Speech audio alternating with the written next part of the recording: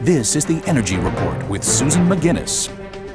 Good afternoon, I'm Susan McGinnis. Thanks for joining us for the Energy Report. It was July 15th, 1979 when President Carter delivered his Crisis of Confidence speech to the nation, laying out what he considered the problems America faced from its dependence on foreign oil. He warned of future dire consequences unless the country dealt with those problems. He asked citizens not to take unnecessary trips, to carpool and use public transport, and set thermostats to save energy. He said that acts of conservation are really acts of patriotism. Delivered at a time of high oil prices and long gas lines, it ended up being called the malaise speech, something many believe didn't quite do justice to the real success that speech had at the time. Energy will be the immediate test of our ability to unite this nation, and it can also be the standard around which we rally. On the battlefield of energy, we can win for our nation a new confidence, and we can seize control again of our common destiny. Now, to many, President Carter's words ring just as true today, a time of anything but malaise about energy. With us now to talk about Carter's energy legacy is Jay Hakes. He is author of A Declaration of Energy Independence and the director of the Jimmy Carter Presidential Library and Museum, also former head of the EIA. He joins us live now from Atlanta, Georgia. Jay, thanks for being here. Good to see you again. Yeah, great to be back. Now, millions tuned in that day for Carter's speech, but in the aftermath, when criticism started arising about, I guess it was just the tone of the speech, tell me what you think that did to the energy part of his message that day. Well, the energy message resonated with the American public, and I think people felt they had been called on to join a noble effort to conserve energy and produce energy independence. But the critics of Carter developed kind of a soundbite, and the soundbite was, well, he's blaming the American people, and no president should do that. And then they started using the word malaise, which Carter had never used in his speech, and they had some success in picturing this as the malaise speech. So the popularity boost that he got from the speech was short-lived, but I think the words still reverberate today and have strong meaning for most Americans. So tell me whether if you think that his tone or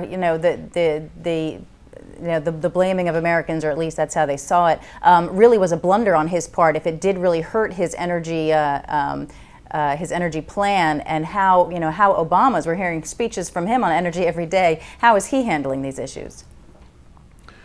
Well, I think the American people were upset at the time because of the gas lines that he mentioned in that speech. You know, there's nothing, I think, that makes Americans madder than having to stand in long gas lines. But in that speech, there's another line where he says, we will in the future not import any more oil than we're importing now. And then he sort of slammed his fist on the desk and said, never. Well, it turned out that was kind of true, because from 1977 to 1983, we cut our oil imports in half.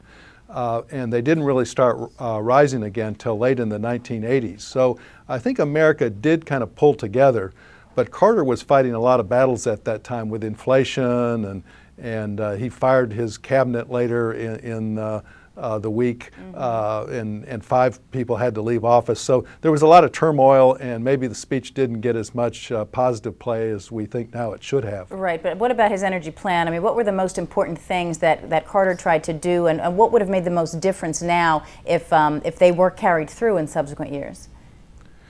Well, when Carter left office, we were leading the world in solar technology.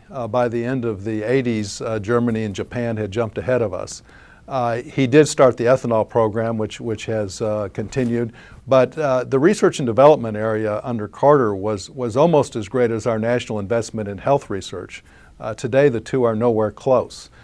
We didn't follow through on updating automobile efficiency standards from 1988 through 2007.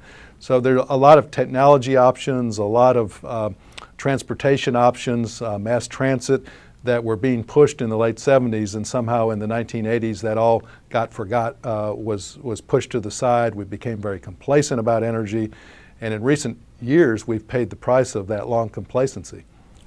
Well, I mean, some say, he sounds these warnings about dire consequences, but then there really were none. And so here today, now we have officials talking about dire consequences. Some see this whole scene playing out again, or do you think we may have gotten past the point of no return with our dependence on foreign oil? Well, I don't think we're past the point of no return. I think one of the reasons that people became complacent is because Carter's policies had some success. And some authors, including in my book, I've made the point that Reagan, Bush the father, and Clinton and Bush the son were able to coast for many years because we had made those cutbacks on oil consumption over that period. Now, we've lost all that advantage that we had, although in the last few years we actually have reduced oil imports a bit, and greenhouse gases have come down a bit, partly because of the 2007 Energy Independence Act. So I think Americans now are seeing this as a serious issue. They're starting to take some of the early steps that are needed to take care of this problem. And I'm not a pessimist. I think that we can certainly not go down to zero imports, but we can make a big enough cut that we will notice a real difference in the world market, and that will be good for our economy, for the national security, and for the environment. So you are pleased with what you're seeing on energy from President Obama and his energy plan? You think he's forging himself a nicer energy legacy? Well, he's done a couple of things already. I mean, he's just getting started, so it's a little early to say, but he has expedited the implementation of the rules that govern automobile efficiency standard, taking the standards that were in the law for 2020 and moving it up to 2016. He's in the stimulus package contained mandates on states to improve their building codes, which is a very important part of this. But the success that he's going to have with Congress, that's a work in progress, and we'll have to see. Right. Okay. Well, we'll be watching, and I know you'll be following Obama's energy moves too. Jay Hakes, author of A Declaration of Energy Independence from Atlanta. Thanks for being here. Thanks, Susan. We appreciate it.